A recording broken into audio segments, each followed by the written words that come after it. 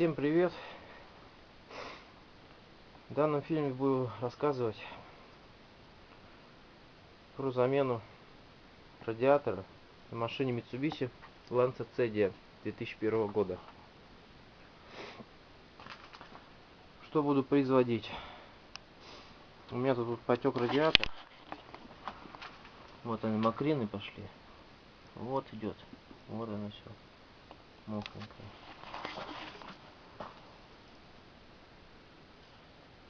Нажимаю на патрубок. Вот, как видите. Сейчас фокус попробую. Плохо, наверное, видно. Вон, видите, давит.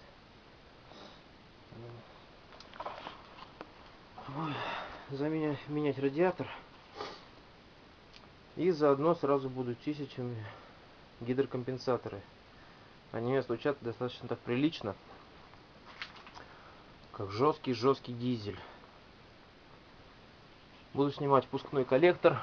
Покажу вам, как снимается впускной коллектор. Его прочищем. Дроссельную заслонку заодно сразу промоем.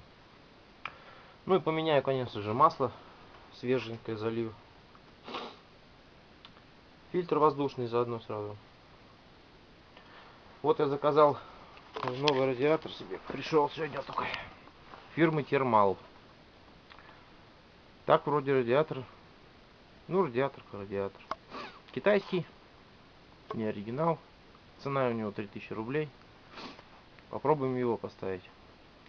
Но посмотрел я видео в ютубе у одного паренька, который тоже заказывал такой же радиатор. Тоже фирмы Термал. За такую же цену. И в результате через неделю он у него потек. Да. Только я это увидел видео уже, когда заказал сам. Уже обратного хода не было. Пришлось дождаться, пока придет, и попробовать его поставить. Ну, говорят, как 50 на 50. Бывает бежит, бывает нет. Где он бежит? У него он потек вот в этих местах. Вот обжимки алюминиевые идут. Вот видите, не зажатые. Один усик.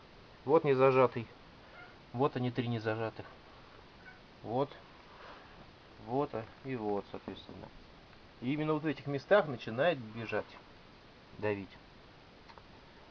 Я их, конечно, подожму сам до конца, но, надеюсь, поможет. Выглядит он, конечно, не как оригинал. Даже вот элементарно из-за ребер охлаждающих вот этих. Они выглядят на оригинале по-другому. Здесь, как вы видите, они плохо видно по фокусу. Ну, из трех полос стоят. Вот одно ребро, второе, и посерединке еще прожилочки идут. А оригинал он выглядит по-другому. У него один целиковый, и вот наматывается, пошел, соединены, и пропайки между трубками идут соединения ребер. Потому что они все зафиксированы. Ну, попробуем. Поставим, выхода нету. Пролетим. Ну, дай бог, думаю, получится. Поменяем масло в двигателе. По поводу масла. Масло я взял Shell Helix 5V30. Забегу вперед. Я нашел, лазя в интернете, как на форуме один человек перехватил, или может быть ему прислали письмо от завода-изготовителя о рекомендации масла для двигателей GDI. Потом я в конце, как все сделаем, я вам покажу этот файл, он у меня на ноутбуке остался. Это письмо отсканированное. Там рекомендуются масла. Shell, Mobil, Castrol, но это мы потом увидим. Так, ну что еще сказать? О, даже слышно, еще даже сопит сейчас до сих пор. Слышите, нет?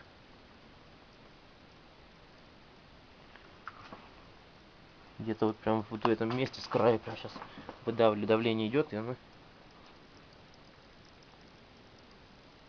Не знаю, может слышно, нет? Ну вот, да, у меня вот мокрит. Показать-то получше. Ну, здесь вот, короче, бежит. Короче, он бежит так по кругу. Хорошо, что по верхнему контуру мне это спасло. Не снизу. Я маленечко выдавил антифриза. Где-то с литр. Ну, уровень такой где-то. В радиаторе, получается, пустой был. Но я ездить мог. Если бы он бежал, конечно же, снизу, то он весь выбежал бы, я бы не проехал бы ни хера. А пока я ездил на таком радиаторе, пока ждал этот новый. Ну, пока все. В процессе ремонта я вам буду показывать все, что обещал. Дроссельную заслонку почистим. Ну, дай бог. Пока, до следующего видео. Да, забыл еще сказать, показать точнее вам. Как стучат у меня гидрокомпенсаторы жестко. Сейчас покажу вам, как они стучат, заведу ее. Вы услышите, как они долбят. Чтобы можно вам было сами определить, что стучат они или что-то другое.